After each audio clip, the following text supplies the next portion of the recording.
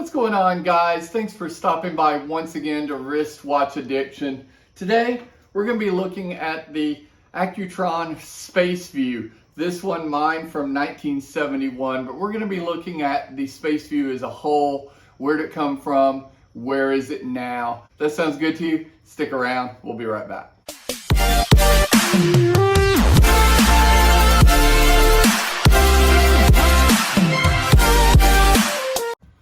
So today, talking about the ACCUTRON SPACEVIEW, let's start by talking about the ACCUTRON. Bulova was a company, it's been a company for a long time. They were looking for ways to be more accurate, to be more precise, to not have to wind your watch every day. Battery operated timepieces were also being looked at, and the ACCUTRON was one of them. Now this does not use a quartz crystal to power the vibrations that keep the movement accurate. This is a timepiece that uses a battery, just like a quartz watch, but instead of vibrating a quartz to get your regulated intervals, it uses a tuning fork. Once that tuning fork starts, it vibrates at your regular tunable intervals to get your accurate timepiece. And it is very accurate. Now it has shortcomings, one of which is it burns through batteries very quickly in comparison to a quartz watch.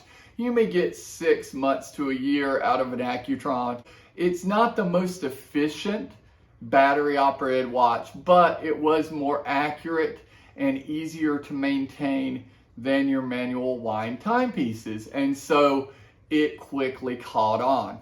Now these guys were patented and produced in 1959 by William O. Bennett, who was an American engineer working for Bulova. These things had a movement number 214 or 214. That's the same movement in my ACCUTRON here. They had a number of different movements, but the 214 was the original. It is a tuning fork movement that is powered by a battery to create a vibration within the tuning fork to cause the watch to articulate.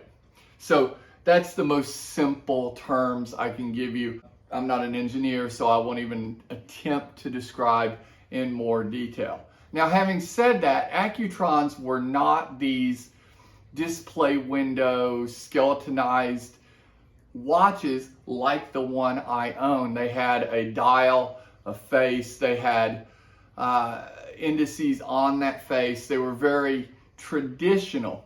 Because they were very non-traditional movements, but traditional aesthetics, Bulova wanted a way to make sure the public knew this was something new, this was rad, this was a whole new space age type piece.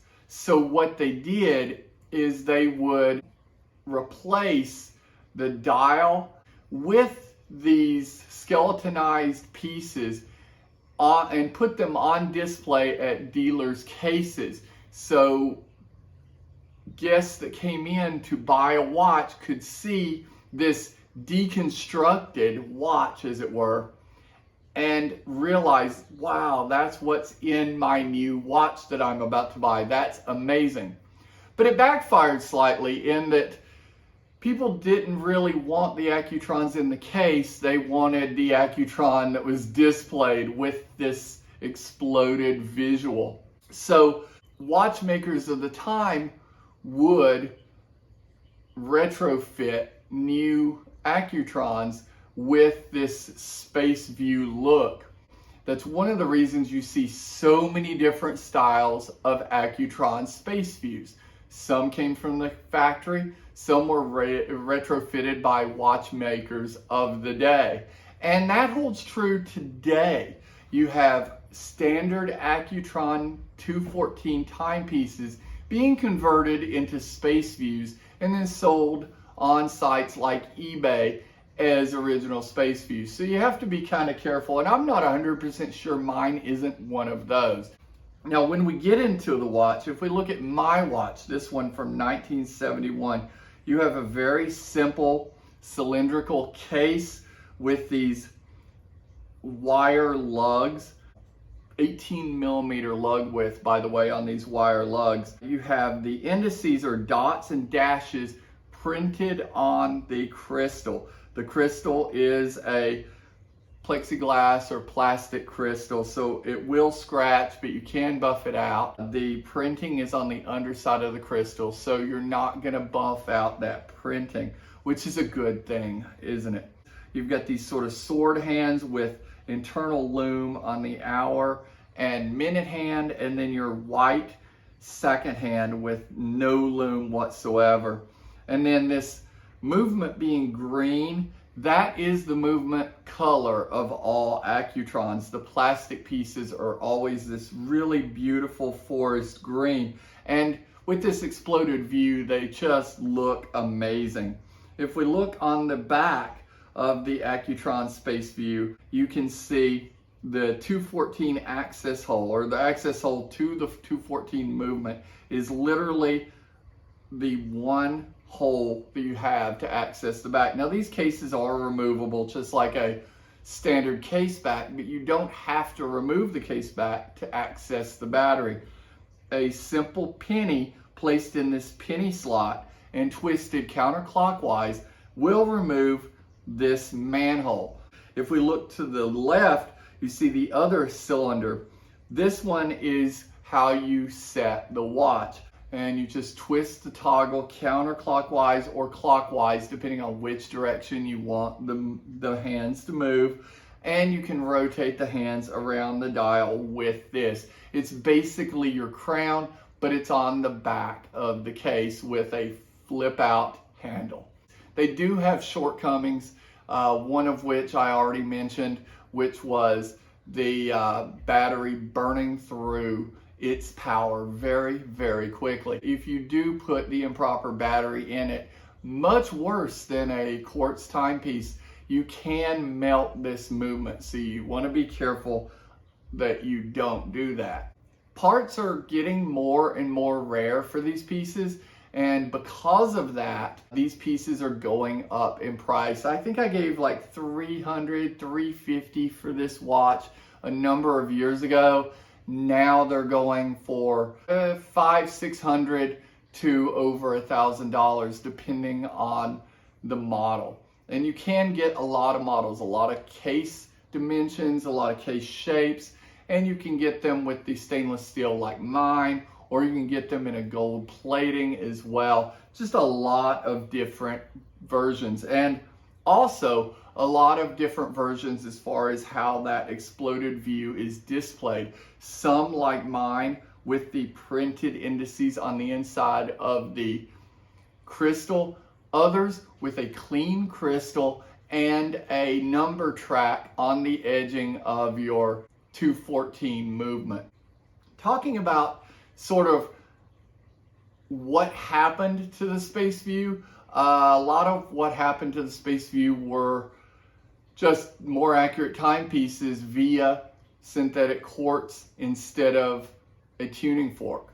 While it had history, Accutron was used in a lot of electronics on the Apollo missions, so it definitely has its own history within the space race.